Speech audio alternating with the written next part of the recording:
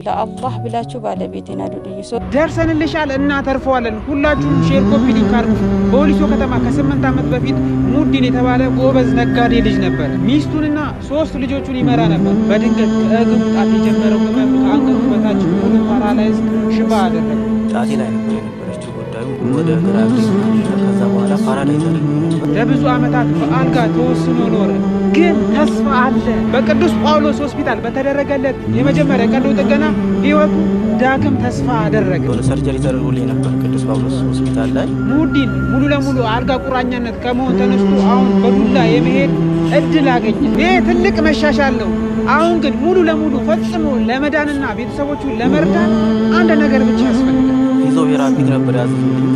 እሱንም ደግሞ ማድረግ አልቻልኩም፣ ምክንያቱም የነበረው የገንዘብ እጥረት። ሌላ ዳግመኛ እድል ሙሉ ለሙሉ ያገኘው ጥቂት ገንዘብ በማጣት ብቻ ሙዲን ለ8 ዓመታት ሙሉ ከቤት አልወጣም ነበር። አሁን ግን ትልቅ ተስፋ አለ በእናንተ። ይህ ጀግና ወጣት ሙዲን ወደ ስራው እንዲመለስ፣ ልጆቹም ወደ ትምህርት ቤት እንዲሄዱ፣ ይህ ቆሞ የቀረው ህይወት እንዲቀጥል እባካችሁ ሙዲን ወደ ሁለተኛ ቀዶ ጥገና የሚሄድበትን መንገድ እናመቻችልን። ሁላችሁ እዚህ ላይ ባለው ስልክና እዚህ ላይ ባለው አካውንት የምትችሉትን እያደረጋችሁ ከጎኑ ሁኑ። ሆስፒታሎች፣ ክሊኒኮች የምትችሉ ሁሉ ሙዲን እባካችሁ አብራችሁት ቆሙ እላለሁ። ተባብረን ይሄንን ሙዲንን እናሳክመው። አመሰግናለሁ።